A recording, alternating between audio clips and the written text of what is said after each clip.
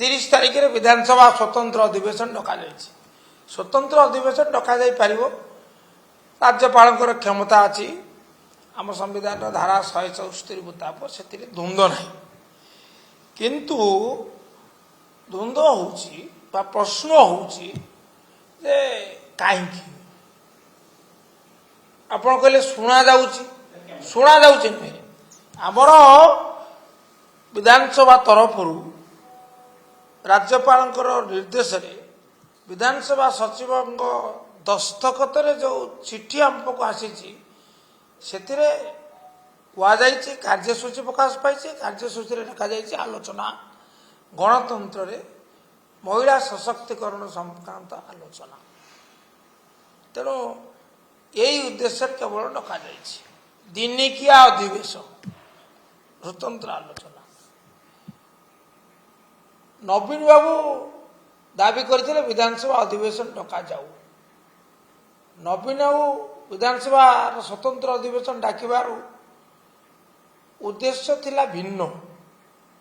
उद्देश्य थिला राज्यर स्वार्थ उद्देश्य थिला राज्यर प्रतिनिधित्व को अधिक शक्तिशाली करवा किंतु वर्तमान ये गोटे प्रहसन अधिवेशन टाकरा से कौन शुणिले नवीन बाबू मान्यवर विरोधी दल नेता जड़े दूरदृष्टि संपन्न पोखत राजनेता कौन कहले ये जो 131तम संशोधन आसूची आगामी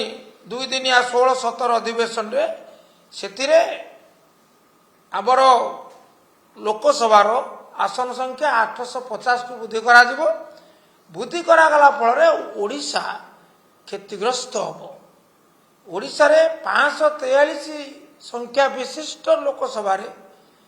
ओडिशार प्रतिनिधित्व शतांश हूँ 3.9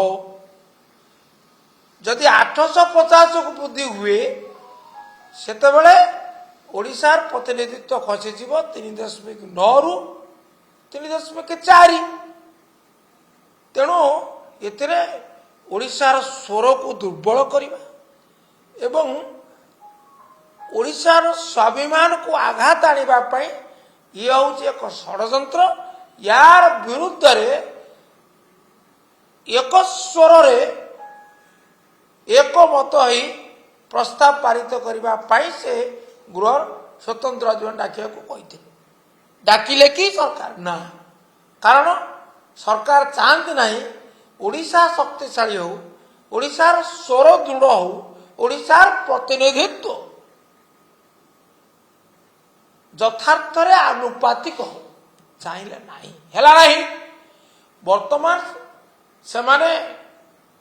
गोटे लज्जाकर परिस्थिति सम्मुखीन है जहाँफल संविधान संशोधन बिलटी खारज है 2/3 समर्थन अभाव तेणु से वर्तमान तांकर ये जो आघात रे से वर्तमान व्यतिव्यस्त वैद्युतिक आघात लगिले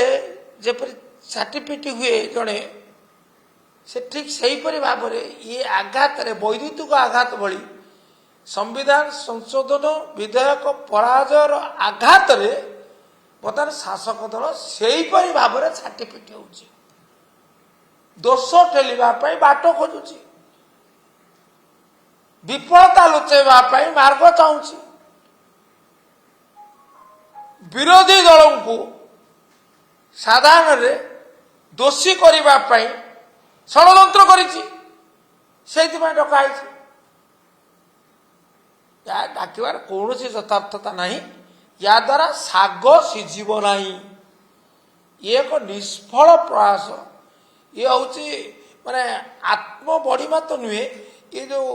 महिला प्रति होता ऐतिहासिक अभिचार जनित जन आक्रोश निजक मुक्ति दवाई ये एक प्रयास एक हीन प्रयास यह अत्यंत दुर्भाग्यजनक सत्सास अच्छी तो 23 मसीह पारित बिल को आण संशोधन करी 2029 महिला एक तृतीयांश आसन संरक्षण कर अच्छे आमार आह्वान विरोधी दल आह्वान बीजेडी आह्वान नवीन का आह्वान ओडावासी का आह्वान अच्छे हिम्मत अच्छी तो ताही आण केन्द्र में बीजेपी आणु राज्य तो से बिल आसीपर ना आणु